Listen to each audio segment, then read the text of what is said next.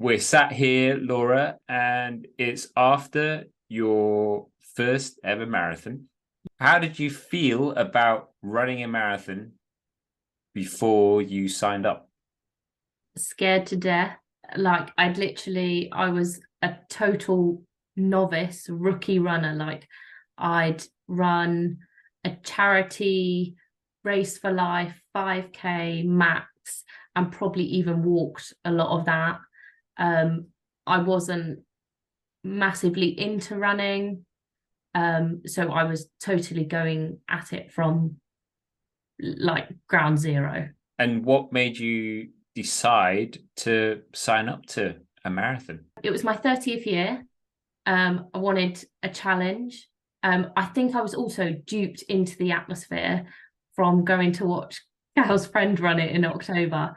I'd never been down to London before to see the marathon. We went to cheer him on, and it was just amazing. Like the crowd were incredible. I got emotional. It was just amazing to see all these people. And I thought, what like a great challenge, a great achievement to do. I normally enter the ballot anyway, and it's normally like once in a mil or one in a million chance of getting in. If I Yeah, don't get in, my money's donated to charity. It's sort of like my little charity donation each year, knowing that okay. I'm probably not going to get in. Yeah. So I didn't get in. But then one of the charities, so Anthony Nolan charity, contacted me um, and asked my story. So my mum had a stem cell transplant when she was poorly, and I relayed that story to them, and they offered me one of their charity places. So then I was in. All of a sudden, I'd gone from thinking I was never going to do a marathon and it's just a little charity donation, something nice to do, to, oh my God, I've got a place and now I've got to learn how to run. What worries were there? What questions did you have before starting some kind of coaching program? I guess it was just the enormity for me, the enormity of the challenge, going from nothing to, obviously, goal one is to be able to run the whole 26 miles. So for me, it was like, how can I get from nothing to 26 miles in such a Yeah, relatively short space of time? Like 16 weeks isn't that long. yeah, Um, and obviously needed that support from somebody that knew what they were doing. Like I could Google, I could follow the London Marathon support training plan, but I very much needed someone to help me take accountability and to I very much work off a list. So if someone's telling me to do 2, 3 runs a week, I do them because I've been told to do them. But yeah. if a piece of paper advises me to do that, I can go, oh, it's fine. No one's telling me what to do. Stick on the No one's fridge, forget telling me about out. it. Yeah.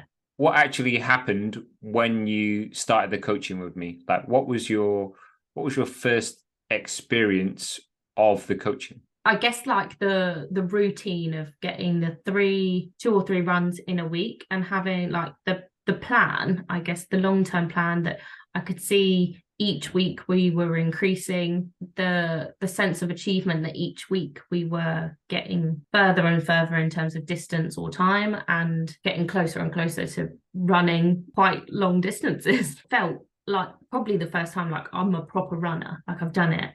What has been your best result from the coaching? Like you had all the drama, you had the frustration of the injury and stuff. We got you to the start line. What was the standout best memory, I guess, for you from the coaching? From the training period, I think it's the when I finished the 16 miles, that's probably the training part that stood out to me most. The fact that because before then, there's a big manor house near me, and that was like one of my running points. Before doing any training with you, that seems so unattainable. And when that running to that house and back became my short run, that was a sense of achievement. And then to then go on and do 16 miles beyond that and still come home and feel okay. Like I Yeah, felt fine. I didn't need a day off work. I didn't need to yeah, have a day of recovery. I think that was probably a big sense of achievement in the training program, that I was like, the last 8-10 weeks, whatever it was at that point, is working. Like my fitness has significantly increased, my stamina is increased, that I can now run further than 2 minutes or whatever it was pre-training. Describe to me the moment you crossed that finish line. Thank God I don't have to run again for a while. No, it was very like, I did it because I had a lot of self-doubt that I wouldn't be able to do it. And especially after the injury, I almost had an excuse to have self-doubt. I had the self-doubt in myself that I'm not sporty, I doubt I'll be able to finish, and I'm injured, so I've got another reason to either not finish or to not run the whole thing or whatever, like and to finish. And when I looked back at my Garmin, I had 11 minutes idle, which were probably either queuing for toilets / crying to friends and family, and I walked for 4 minutes, and the rest of it was running. So 15 minutes of my 5:23, I was officially running, whether that includes my little shuffles that I was doing. Yeah. You were still moving, I'm sure, right? Yeah. You were still moving.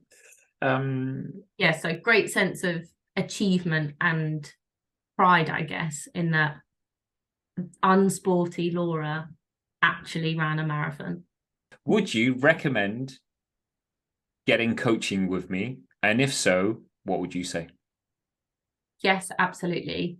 In that, accountability, I think, is key. So, as I said earlier, that you can, when you're holding yourself accountable, when you're just following a printed out training plan or an online training plan, it's very much you're guiding yourself. So if one day I didn't fancy doing a run, I've got no one that's checking in on me. So our weekly calls where you check in physically, mentally, just sort of making sure I was okay, I understood what I was doing, especially coming from a non-sporty, non-runner. Some of the, especially at the beginning, the interval training stuff, I had no idea. Like, I don't know what cadence means. I probably still don't. Like, but yeah, having someone that knows what they're doing and knows how I should do it, and holding me accountable was massively successful, and I think definitely what I needed. And I think, I'd definitely recommend it if people were going into a running physical challenge, whether that's a half marathon or a full or even into the ultras, that having someone in your corner telling you what to do and also being your cheerleader, I think is massively helpful and positive.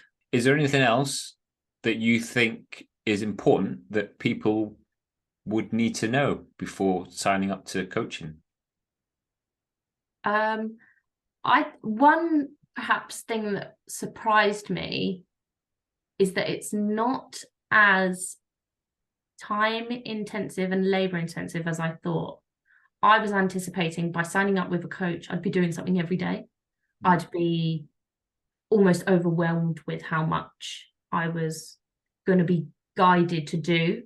Right. When in fact you controlled, and people in my charity WhatsApp group were doing much more than what I was doing in terms of training, because they had no guidance and they were just doing what so and so and so and so told them to do. And I was expecting to go in and be like running 5 times a week, when in fact there was a clear program that each week we would have a short run, an interval, and a long run, and those were just increasing week by week, according to fitness and whatever else timings. So I think that was a surprise for me, is that it isn't as scary and as intensive as you think it might be, having a professional coach.